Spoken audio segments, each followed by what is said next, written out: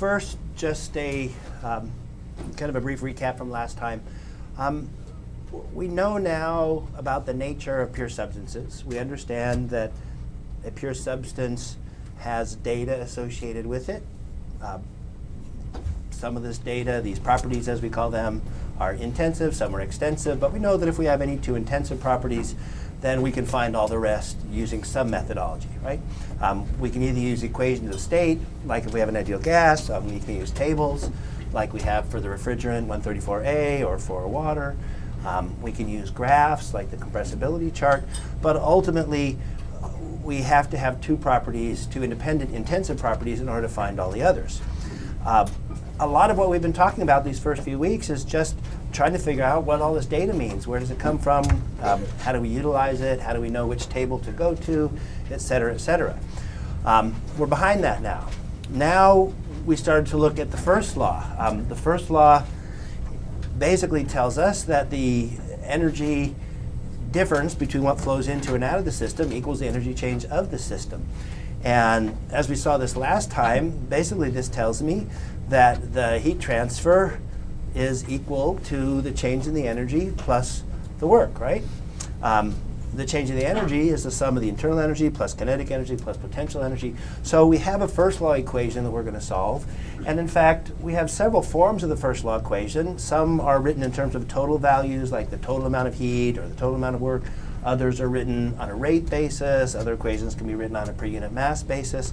But all those equations we saw last time are just different forms of the first law.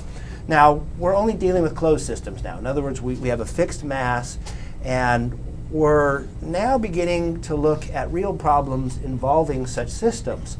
So at the end last time we talked about problem-solving techniques, and I'm going to try my best to use those techniques when solving problems. But now what we need to do is we need to bring it all together. Okay, we need to look at a written problem like the one I'm going to work on here. And we have to know what equations to use. We have to know where the data comes from. We have to be mindful of units, et cetera, and eventually come to the solution. So in this particular problem, and this is the first one we're going to do today out of many, we have the following. So let's assume that we have 1/10 of a kilogram of the refrigerant 134A, and it exists at 50 Celsius, 1 megapascal. And we know that it's now being heated up inside a sealed rigid vessel. Now when it says sealed rigid vessel, that means a tank, right? I could use the word container, I could use the word tank, I can use the word sealed can. I mean, there's a lot of things I could use, but we understand that we have a sealed container, so there's a fixed mass of material, and we're adding heat until the pressure reaches 1.4 megapascal. All right, so that's the end. At the beginning, we know the temperature and the pressure. At the end, we only know the pressure. But what we're trying to do then is find some other conditions at that final state point, right? We're trying to find the final temperature as well as the volume. We're also trying to find the total heat transfer and the work. So this is where we're headed in this particular problem. Now, as I start a problem like this, and I would suggest you do something similar, the first thing you want to do is state the problem. Now, I mentioned this last time. You can just cut and paste from the book, or you can rewrite it identically, or you can rewrite it kind of paraphrasing, but you need to write the problem in a way that makes sense to you. I'm not going to bother to rewrite it here because I already have it written. But what I would do then is I would always start with some sort of a diagram and then identify as much as I can. So since it's a sealed rigid tank, I'll just show it as a big rectangle. And we know that we've got the refrigerant 134A as the substance that we're analyzing. So I'm just going to write that on the inside. I'm also going to show the mass. And even though this is all information that's given in the problem statement, I still like to rewrite this so that everything is right there in front of me. I also understand the initial as well as at least one final property. So I'll write T1 is 50 Celsius, P1 is 1 megapascal. I'm also going to note that P2, which is the final pressure, is 1.4 megapascal. If it helps, you can just write 1 equals initial and 2 equals final, just to remind you that we're talking about an initial and a final state associated with this problem. Now you're also told that it's a sealed rigid vessel. So that actually tells you something too, right? I mean, first of all, the mass is constant. I mean, that should be very obvious. But also that the volume is constant, right? It's a rigid container. So if the volume is constant and the mass is constant, then we know that volume over mass is just a specific volume, right? So does that mean the specific volume is also constant? So you'll then say that the specific volume is constant, or another way of writing that is simply that V1 equals to V2. So these are things that we know about the problem. Now, what about things we don't know about the problem that we're interested in? Well, I certainly want to know what the final temperature is. I need T2. I need to know V2. So V2 is unknown, although we've stated above that V2 is the same as V1, so you could also just show that V2 is unknown, but it's equal to V1. We're also trying to find the heat transfer for this process, so Q12 is unknown. We're trying to find the work, so work 1,2 is unknown. So these are all the things that are known and unknown to me, okay? So I've identified a lot of the information. I've also shown that this is a constant volume process, right? Specific volume is constant, total volume is constant. It certainly is a constant volume process. We know that about it. So I've really kind of completed the first 2 steps of this 7-step discussion from last time, right? I've identified my knowns, I've identified my unknowns, I've created a sketch, I've identified the problem, I've identified any processes that are involved. That is, that it's a constant volume process. I've identified the substance. So there's not much more I can really do. I've shown a schematic diagram. What about some assumptions? Is there anything we can assume that's going to be important in this problem? Well, sure. It's a sealed rigid tank. There's no motion associated with it. So there's no kinetic energy change, right? So we can assume that there's no change in kinetic energy since there's no motion either at the beginning or at the end of the process. And we can also note that there's no change in potential energy, right? There's no height change associated with this thing. We start at one elevation, we end at the same elevation, so there's no change in potential energy. All right, so now if we continue, we know this is going to be a first law problem because frankly, they're all first law problems. And the equation which we want would be the one that includes the total work and total heat transfer. So I think I called it equation E in your notes from last time. So basically, the heat transfer is going to equal the change in internal energy plus the change in kinetic energy plus a change in potential energy. I'm not going to write out the actual equations. I know they're 0. And then plus the work that's done. Now, what about the work? That should be 0 too, right? There's no other forms of work. There's no bent wires. There's no springs. There's no electric resistance heaters. There's also no boundary work, right? So I could assume that there's no work, or I could just simply note that since there's no volume change and no other forms of work, that there is no work. So, I'll just go over here and I'll just say that the work is also equal to 0. And if you want some explanation, it's because dV is equal to 0, right? With no volume change, there can't be any work. And there's also no other forms of work. Okay, so there's also no other forms of work. Well, so here's our first law. Let's get rid of what we have already said is 0. So there's no kinetic energy, there's no potential energy, there's no work. So in order for me to solve this problem, at least to find the heat transfer, I just have to solve the equation that says that the heat transfer is equal to the change in internal energy. And let's also recall that the change in internal energy is just the mass times the change in the specific internal energy. All right. So we can solve this problem.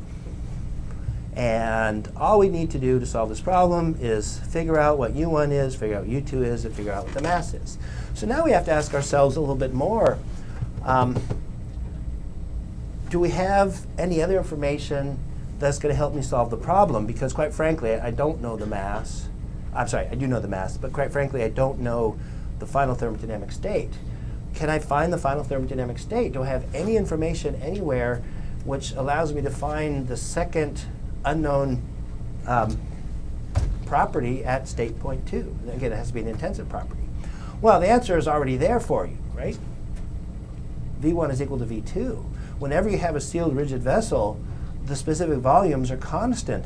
And that's what's going to give you the second property at state point 2, so that we can then find every other property, including the internal energy. So if you think about it, I know two properties at state point 1, so I can go into the tables and very easily find U1. I can find anything else I want. I can find the specific volume at 1. I can multiply that by the mass to get the total volume at 1, which is one of those things I need, right? So I can get everything I need at point 1, and then the same thing at state point 2. Since I know the specific volume at 2, which equals V1, and I know the pressure at 2, well, I can recognize that those are both intensive properties, so I can go back into my tables and I can look up anything else I want. Now, certainly I'm going to need U2, but the book also asks me, well, the problem statement also asks me to find T2. So it turns out we really have everything we need, right? We have enough information to know state point 1. We have enough information to find state point 2. It's really just a matter of throwing everything back into the equations and then solving. Okay? So now we want to ask ourselves, well, okay, we've gone through the problem in our minds. We know that we can do the problem. Now it's just a matter of doing it, knowing where to get all the data and all of that. So what about some data? We know that it's a refrigerant. We know that all our refrigerant data is in table A11 through A13. So those are the data tables that we're going to use. And now we're really set. One more thing that's always useful is to show this kind of a process on a thermodynamic property diagram. The TV diagram is very common. So I'm just going to show this on this page here as well. Where is state point 1 and where is state point 2? I don't really know quite yet, do I? I do know that the pressure at 2 is greater than the pressure at 1, but given the initial temperature and pressure, I really don't know whether we're superheated, compressed, two-phase. So let's start the problem this way by going into table A12. Okay, so at P1 and T1, we'll go into A12, which is our pressure table. Okay, at this point, if you could put the computer up one way or the other.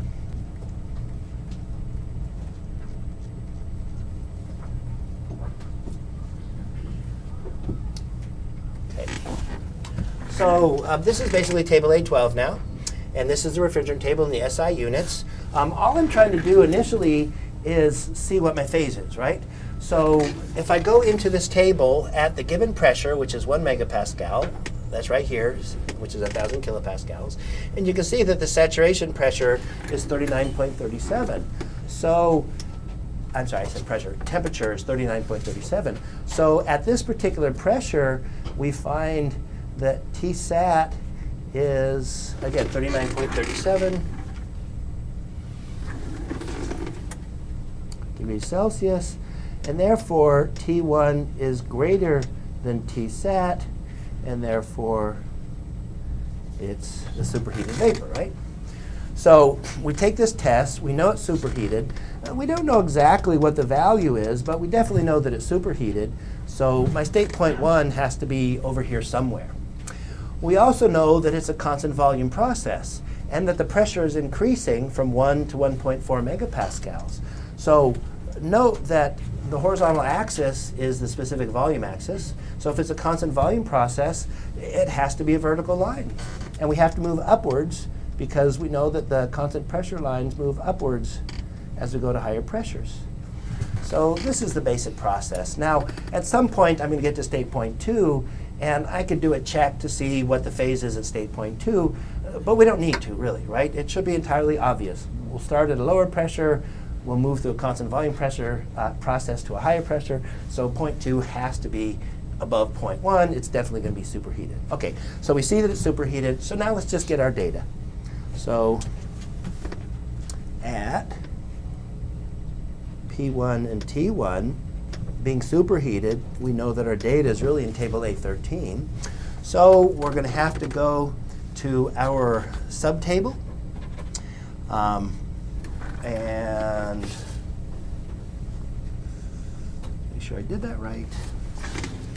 Right, so now we go to table A13. And we find the subtable that corresponds to our pressure at point 1, which is 1 megapascal. So here it is over here. And we come down to the 50 degrees Celsius line.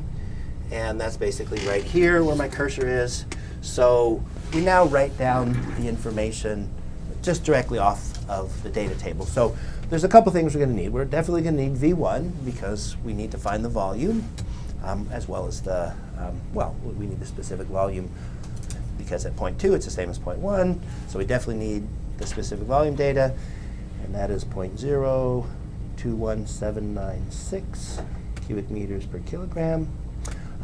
We're certainly also going to need the specific internal energy at point 1. That's the one for 60 degrees Celsius. I'm sorry, couldn't hear. You wrote this for 60 degrees Celsius instead of 50. Saturated. No, No, it's- saturated zone. This one right here, 0.021796. You Okay, can yeah, highlight right. it. You can highlight Isn't that for 60 though, the third line down? it. No, because saturated is its own. No, this is the given temperature and pressure. So I'm in the 1 megapascal subtable, and then I read down to the 50 degree line, which is the third line Oh, I from the see, top. okay. Yeah, so I think you just Oh, missed by that's one right. line. You're right. Yeah, so by the way, the top line is always going to be saturation. You would have to go into the previous table to find out what the saturation temperature is that corresponds to the given pressure. We don't have to worry about that right here. We're superheated, not saturated. But nonetheless, it's nice to note that the first entry in every one of these subtables is the saturated vapor conditions at that pressure. Anyway, so we have the internal energy now. It's what, 260.96 kilojoules per kilogram. So that's all the data we need at point 1. Okay.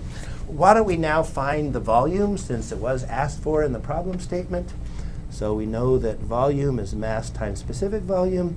The initial volume is mass times initial specific volume, which, by the way, equals the final volume. So this is just 0.1 kilograms times 0.021796 meters cubed per kilogram. And that's a pretty easy one. So we're just going to get the total volume here of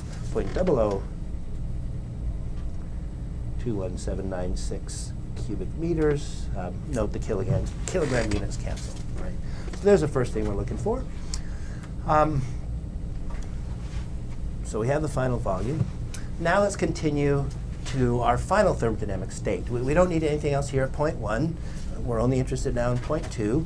So we have two properties again, right? At P2 and at the specific volume V2, which equals V1, well, two independent intensive properties, so we should be able to find whatever other property we need. We're looking for the temperature as well as the internal energy, right? So here we're going to have to do our usual test once again, although because we've already talked about it, we know that it's a superheated vapor. It should be very obvious. I mean, we could just compare in table A12 if we wanted to. We can go to the 1.4 megapascal, which is 1400, and we can come over here, and this is going to be VG, and VG is 0.014119, but my specific volume is higher than that, right? It's 0.021796. So we know that since VG, again, if we were in table A12, we know that VG is, we know that my specific volume V2 is greater than VG, therefore it's superheated. Now again, I didn't have to do that. I'm simply doing it for illustration. In this problem, again, it should be obvious because of the diagram that we saw before. Was there a question? Yeah. I tried it, but it didn't work. Why would you not be able to find the second volume with the PV equation? I'm not sure what you mean by the PV equation. Or the PV equals like MRT? Oh, it's not an ideal gas. It's not an ideal gas. I mean, no.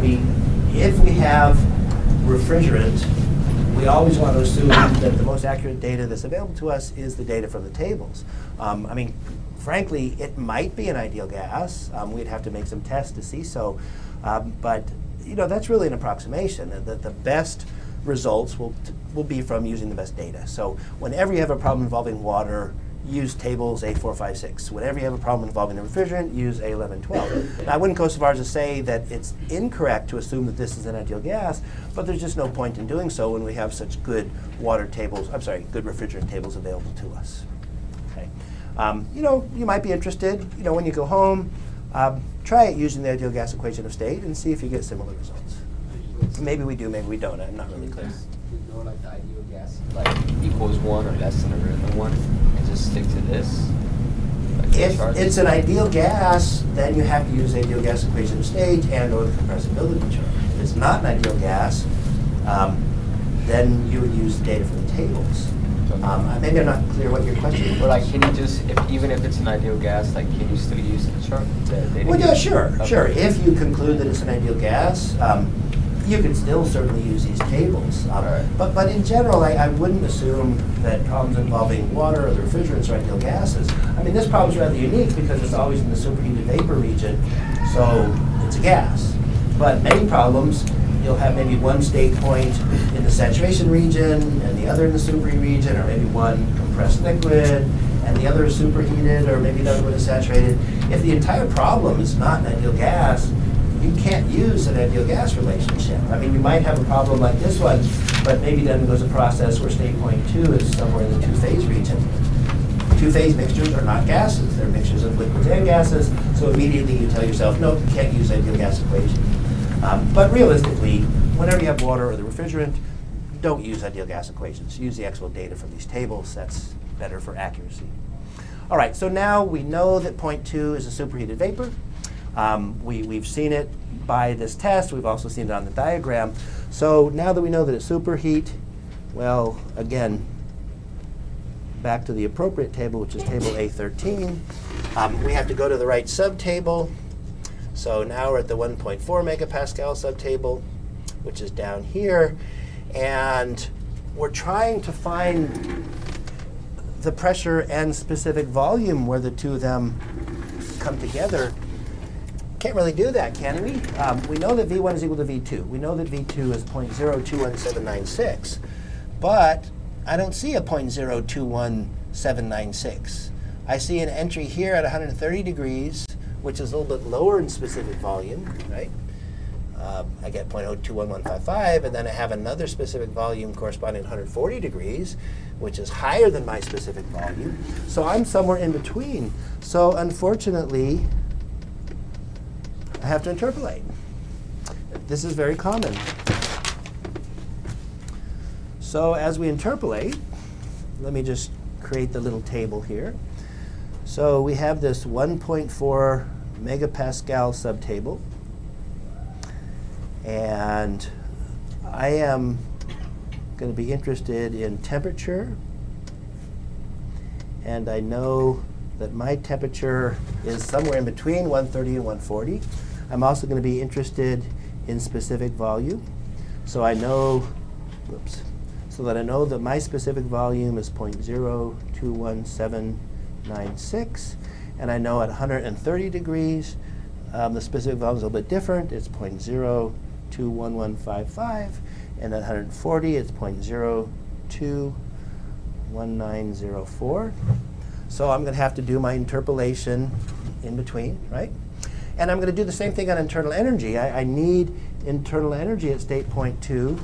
It's unknown, but I know that it's found similarly by interpolation. The internal energy that corresponds to this pressure, but at 130 degrees, is 333.41.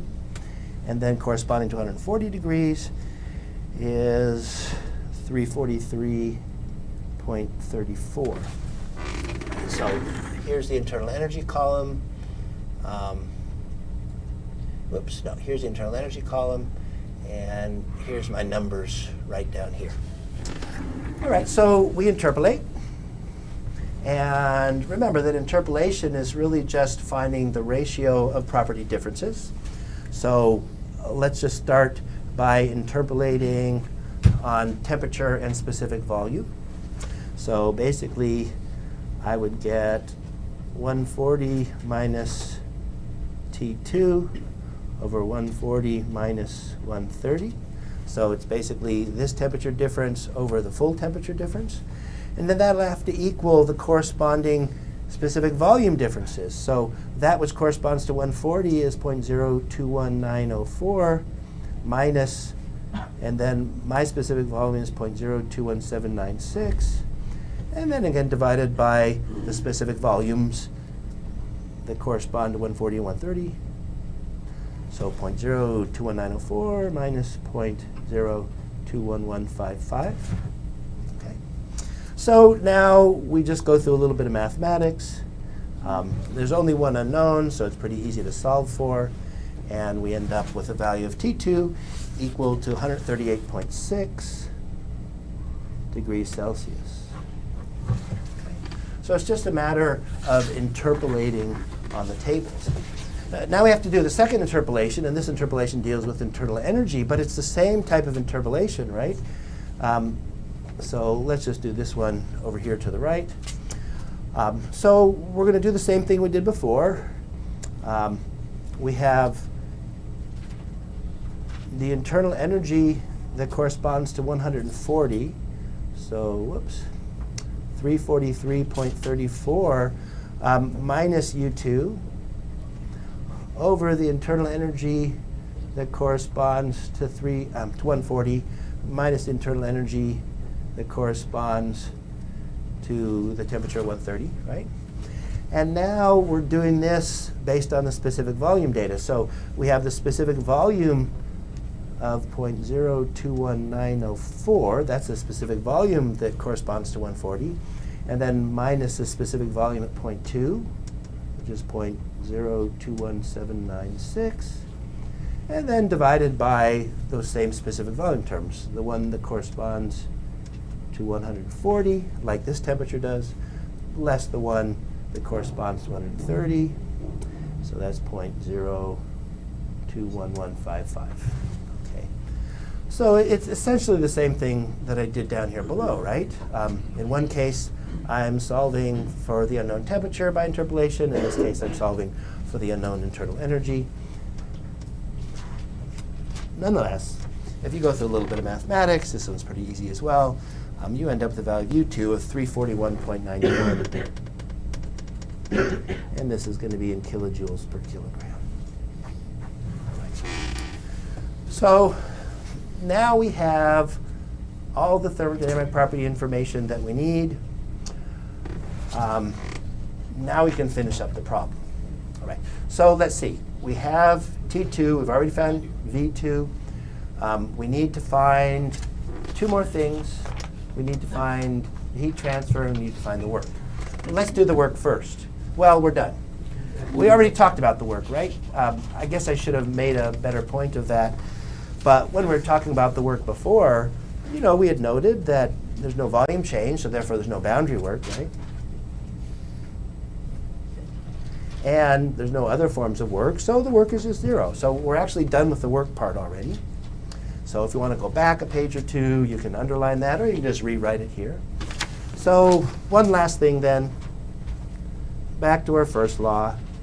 Heat transfer equals change in internal energy plus all those other terms that we found were just equal to 0. So it's just a matter of plugging in the numbers, right? So we get 0.1 kilogram, and then 341.91 minus U1. We found U1 before as 260.96. These are both kilojoules per kilogram. And we go through the math, and we end up with 8.095 kilojoules. Okay. And that completes the problem.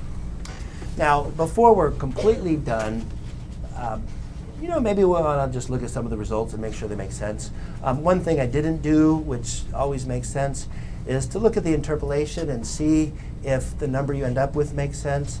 For instance, if we come here to the specific volume data, you can see that this is about, what, 0.0 0.0218. That's certainly a lot closer to 0.0219 than 0.0211.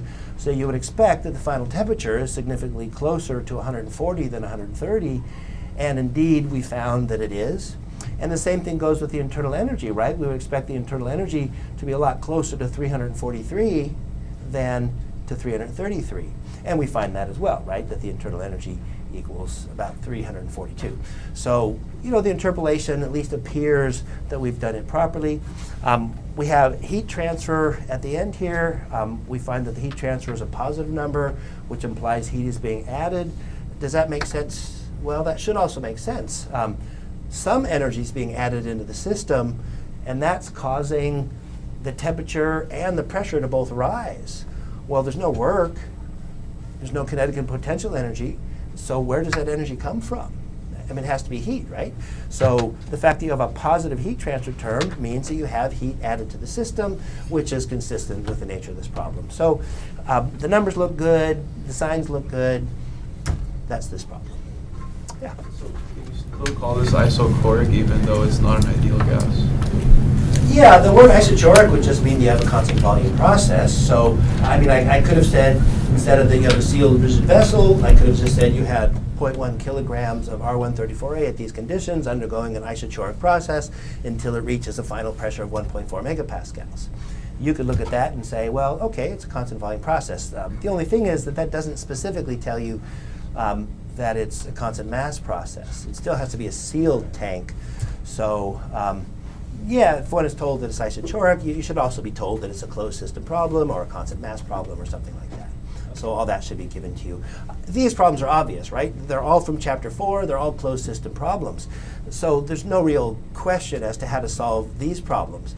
But on your final exam, I'm not going to tell you this is a closed system problem. I'm just going to tell you the problem.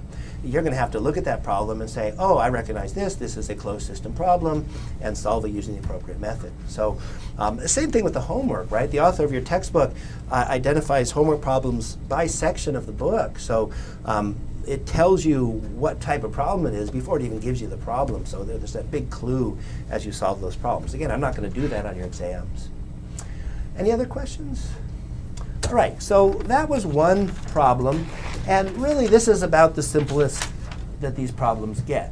Now you might look at that problem and say, well, that sure doesn't seem very simple, but it wasn't hard. I mean, each step we went through is very similar to what we've already been talking about, right? We've looked at some basic equations, we looked at some data, we've gone through some math, some units, and we've come to the conclusion that there's a final temperature, there's some work, there's some heat. This is simple because it's a nice sealed rigid vessel. There's no work, no kinetic and potential energy. We could certainly have problems that are a lot more complicated. So let's go through another one which is more complicated. This one's actually from the 7th edition of this textbook. So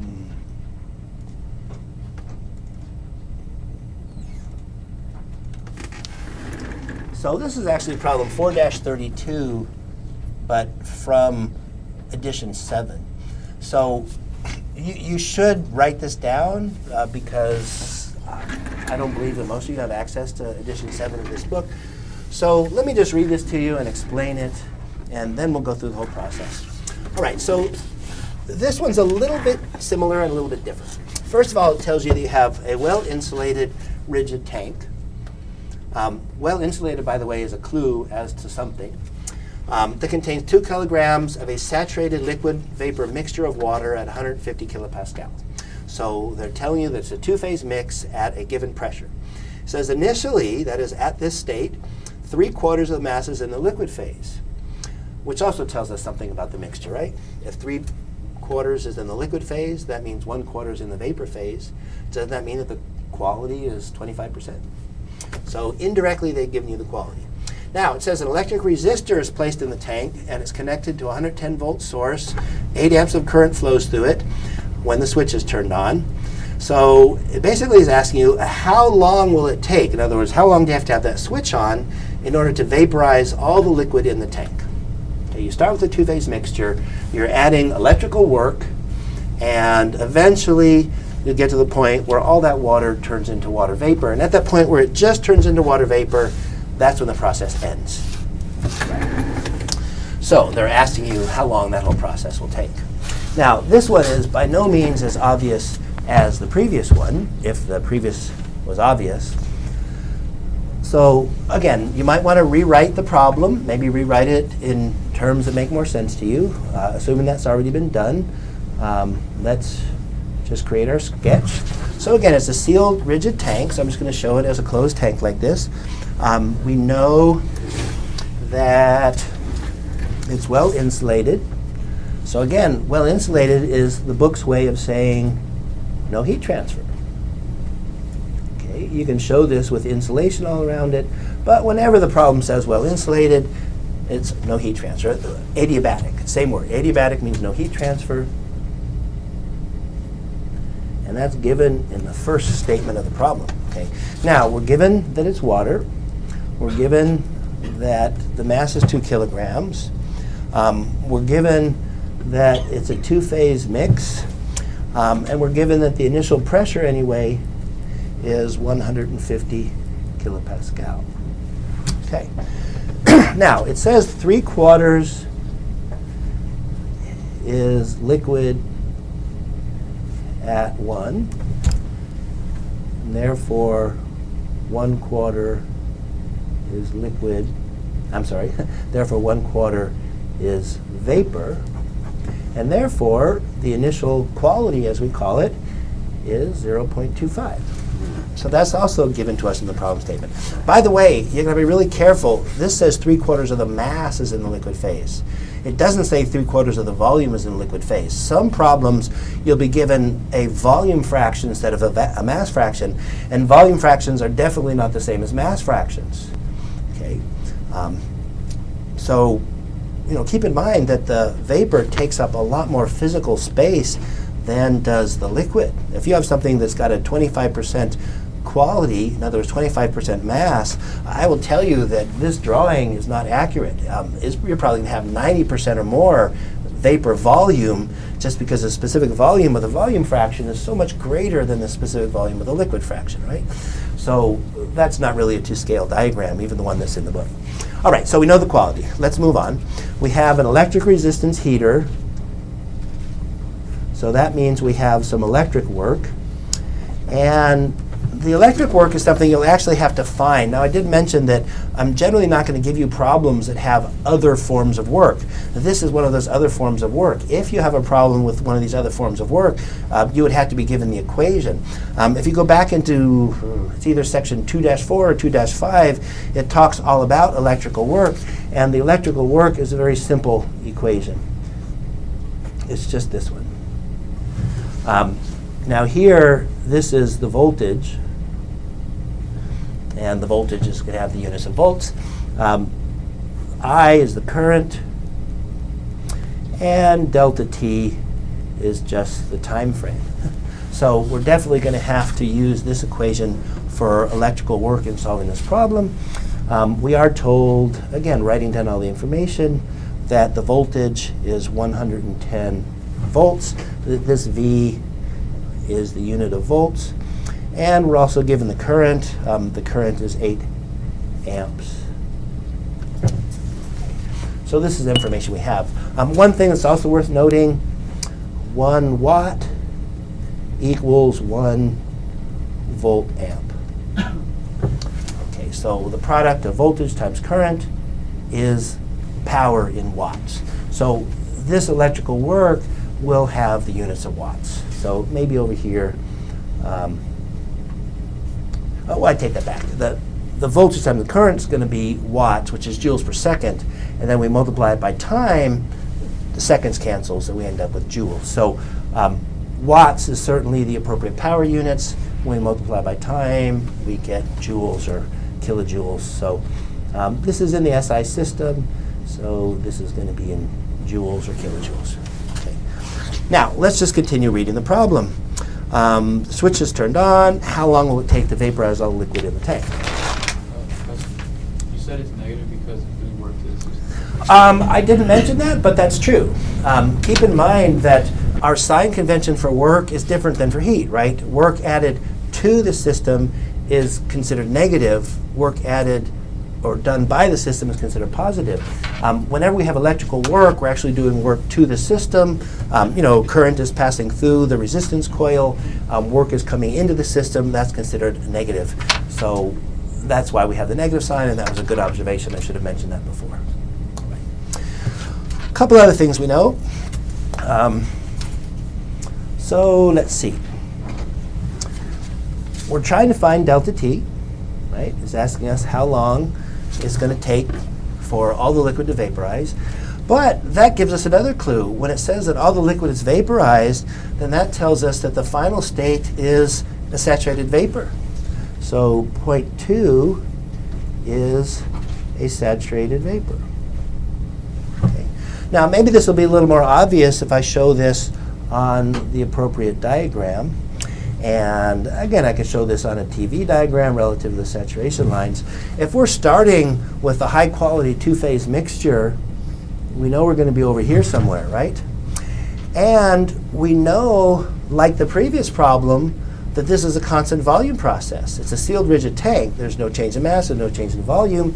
So I'll put V is equal to a constant, M is equal to a constant, and therefore the specific volume is equal to a constant. So V1 equals V2. So that's more information we have. If this is state point 1 on the diagram, and I know that I'm moving along the constant volume line, that means I have to be going vertically. And since I know that the point where the last drop of liquid is finally turned into vapor is when I finally hit that line, that is point 2. It is a saturated vapor. Some of you might have said, well, how do I know it's a saturated vapor and not a superheated vapor? Well, it's because of the problem statement. It says, how long will it take to vaporize all the liquid? All the liquid is vaporized for the very first time when you finally get to the saturated vapor line. You could continue adding heat or electrical work, and you could start superheating, in which case you go above point 2, but that's not how long it'll take to vaporize all the liquid. That's how long it'll take to vaporize all the liquid plus the extra time you've spent leaving the heater on because you forgot to turn it off. So make sure you understand the problem, right? Point 2 is definitely saturated vapor. So now we're pretty much done setting up the problem. Let's go to the equations. So we need the first law. Heat transfer equals change in internal energy, and these are supposed to be used. Again, plus the change in kinetic and potential energy, and then plus the work. Now, we're not quite done with this. We haven't made our assumptions yet. We can make the same kind of assumptions that we did in the last problem, though, can't we? There's no velocity associated with this problem. So I could assume that, therefore, there's no change in kinetic energy. It's just a tank, so there's no height change associated with the problem. So we know there's no change in potential energy. We would also note that there's no boundary work, right? That doesn't mean there's no work. There's clearly electrical work, but there's no boundary work. So there can't be any boundary work because there's no volume change again. So no volume change, no boundary work. So kinetic energy goes to 0, potential energy goes to 0. The work from 1 to 2 doesn't go to 0. It's other work plus boundary work. The boundary work goes to 0, but the other work is the electrical work, right? So we get heat transfer equals change in internal energy. We'll do like we did in the previous problem. Let's just show this as mass times the change in the specific internal energy, and then plus the electrical work. Right. So this is our equation. Let's rewrite it. mu2 minus u1, and then minus voltage, current, times time. So this is the equation. Oh, and I forgot one other thing. I didn't forget it. I just forgot to cancel it out. We already noted at the very beginning that there's no heat transfer. Right? It's well insulated, so there's no heat transfer, so the whole thing equals 0. So we can now rewrite it one more time, and we get voltage times current times time is then equal to the change in the internal energy. And remember that it's the time we're trying to solve for, so delta T is the mass times the change in internal energy divided by the voltage times the current. Okay. So now we have to ask ourselves, can we solve the problem? Okay, there's nothing more we can really do here. We know the voltage because it's been given. We know the current because it's been given. We know that we have the mass. We know that we have the initial pressure and we have the initial quality. So two properties. So we can find the initial specific internal energy. And we know that we have the final we know the final phase. We know this is saturated vapor, so essentially the final quality is 100% or just 1. And we also know that at the final state, the volume is the same as at the initial state. So we know the volume and the quality. So again, we have two properties. I should really say specific volume and the quality, that is that it's a saturated vapor. So we have the final state. So the discussion isn't hard, right? We've got some equations. We've recognized that we have the ability to find all the data. So now it's just a matter of finding all the data. So let's do that. And we'll just start at state point 1. Yes? 0. Simply because we were told that it's a well-insulated lake. Well-insulated is just the author's way of saying no heat transfer. Sometimes the author uses the word perfectly insulated. Sometimes he just uses the word insulated. But whenever they're telling you that it's insulated, assume no heat transfer. All right, so back to the beginning. We'll start at state point 1. And we know the pressure and we know the quality at 1. So we know that it's water. We know pressure and quality, so that means we go to table A5. There's no test to make here. So I'm going to take this down now.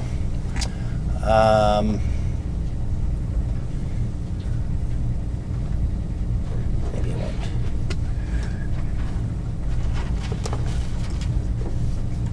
All right. I'm just going to go to the property tables. All right, so we've got water, we have pressure, so we're going to go to table A5. And here's table A5. The pressure is given as 150 kilopascals. So I think that's right. Yep, at point 1. So at 150 kilopascals and at a quality of 0.25, we find whatever information we need. And we're really looking for two things, right? We need the specific volume, because V1 equals V2, and we need V2, and we need the internal energy. So let's just start with the specific volume. So V1 is VF plus the quality at 1 times VFG. So remember, this is the equation we would use whenever we have a two-phase mixture. I will note once more that the author doesn't have a column of data called VFG, so we actually have to take the difference between VG and VF. So we just go into the book. The value of VF at 150 kilopascals is 0.001053. The quality is 25%, right? 75% liquid means 25% vapor. And then VFG is just VG minus VF. So VG is 1.1594, and then minus 0.001053. All the units here are the same. They're all in cubic meters per kilogram.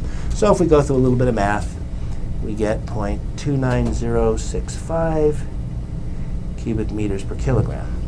So there's my value V1, which also equals V2, correct?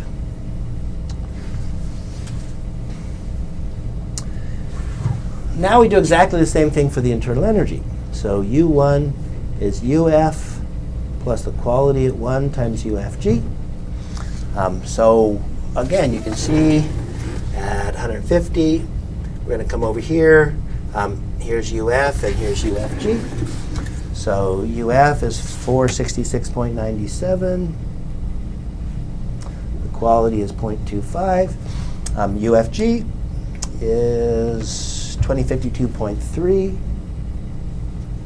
All our units are kilojoules per kilogram. So again, we just go through a little mathematics, and we get 980.03 kilojoules per kilogram as the internal energy at point 1. All right, so now we're done with state point 1. Now we need to move on to state point 2. Now we know that it's a saturated vapor, and we know that we have the quality as 100%. So we don't really have to think about quality. What's the other property we know at state point 2? Well, it's the volume, right? So at V2, and for a saturated vapor, well, where do we go? Well, quite frankly, we could either use the pressure tables or the temperature tables. In other words, you could use A4 or A5, it doesn't matter. We know that we're a saturated vapor, so what we could do is just interpolate along the saturated vapor conditions. Okay. Why don't we just stick with A5 since we're in this particular table? My specific volume at state point 2 is 0.29065.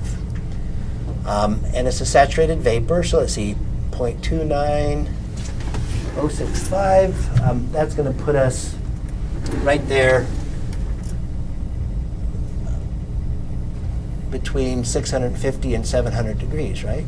VG at 650 is 0.292. VG at 700 is 0.272. I'm at 0.290, so I'm in between those values. So I go to table A5. I interpolate on VG. So let's just make a little subtable, if you will. All right, so pressure, I'm going to be between 650 and 700.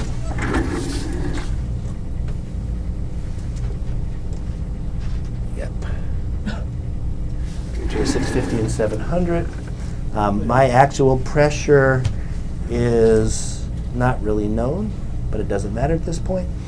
And I need both specific volume, and eventually I'm going to need internal energy data. And this is all saturated vapor data.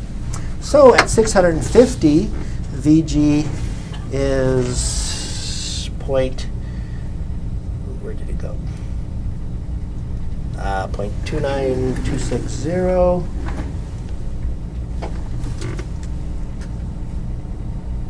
So 0.29260.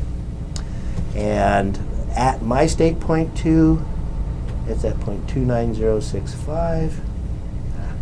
65. And at 700, it's 0.27278. 278.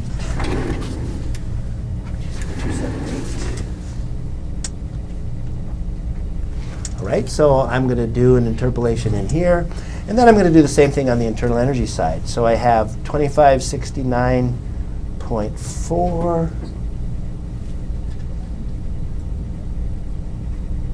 And that corresponds to 650. So I'm over here. This is the UG column. So yeah, 2569.4. And then corresponding to 700 is 2571.8. And this is my unknown value of U2. So I'll interpolate in here. Now, I haven't actually been asked for the final temperature. I could do it. Pretty clearly, I can just do it from this particular interpolation, but I don't need it, so I'm not going to spend the time on it. I'm just going to look at the internal energy. So we have the internal energy, and I'll relate that to the specific volume. So let's see, corresponding to 700, I have 2751.8 minus U2, and then over 2751.8 minus 2569.4.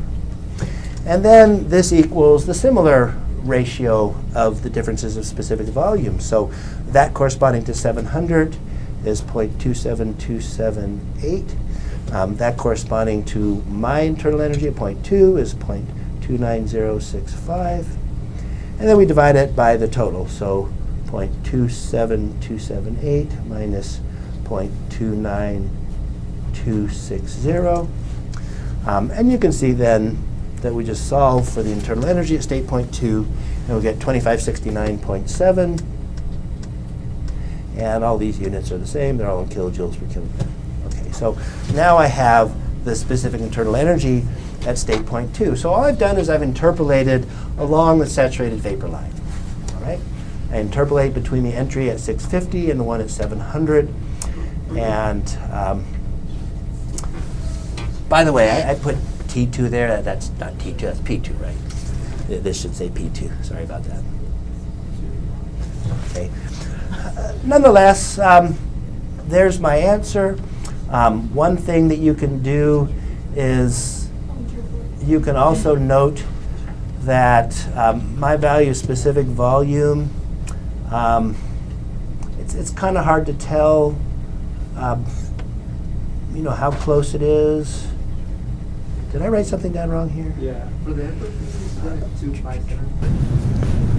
Yeah, there's something wrong with the internal energy here. For the It's 700 very pressure, fast. the UG is, you switch the 5 and the 7. Oh, that's why it's wrong. This should be 25, not 2751. Yeah, okay. 2571. And then this should say 2571. This should say 2571.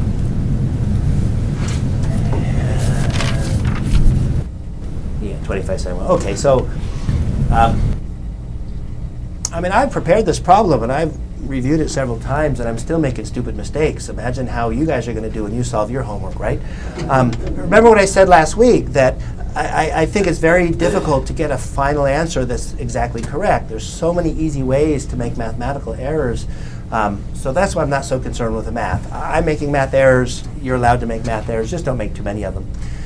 Anyway, now that we've corrected the numbers here, you can see that my value of 0.29065 is really a lot closer to 0.292 than it is to 0.272, and therefore I should get an internal energy that's a lot closer to 2569.4, and that's what I have, 2569.7. So, if you go through the mathematics and you see that your numbers just don't look quite right, which clearly they weren't, but now we fixed that, then find your mathematical error. I recognize that I made an error. I didn't know exactly what it was right up front. But nonetheless, we now have value of U2, and we're ready to finish the problem now. So we have everything. Now it's just a matter of going back to our general equation. We have the mass.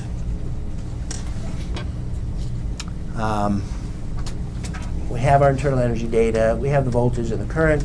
Let's solve for time. So back to the general equation. This was derived just a moment ago. So this is the equation we're trying to solve for. Let's just plug in the numbers. So we have 2 kilograms as the mass, 2569.7 minus 980.03 kilojoules per kilogram. And now in the denominator we have our voltage.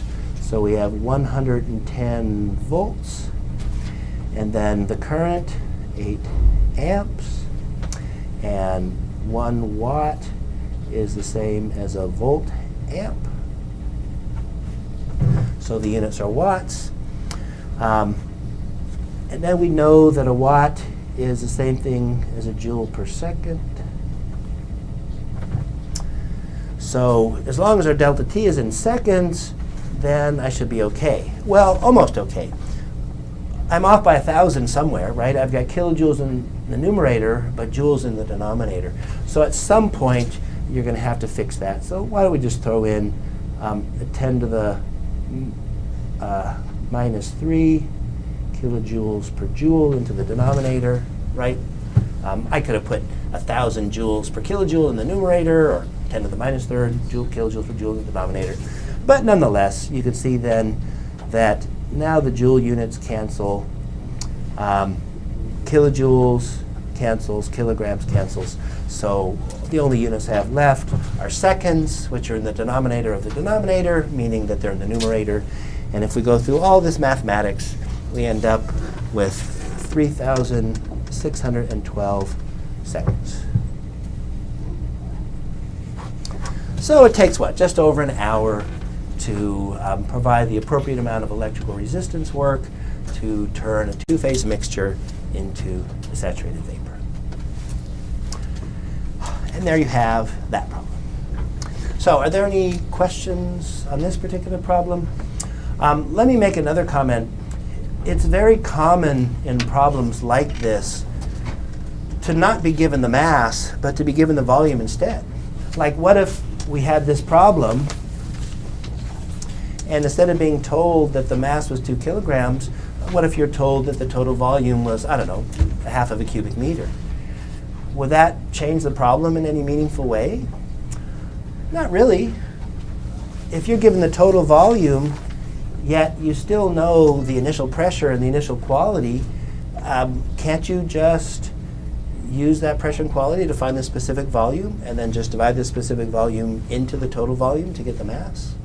So yeah, these problems sometimes are a little bit different than as I've showed them here, but similar, right? So again, very common to not be given the mass, but to be given the volume data, and then you would have to back out of it the mass for solution to this particular problem. So again, just something for you to think about.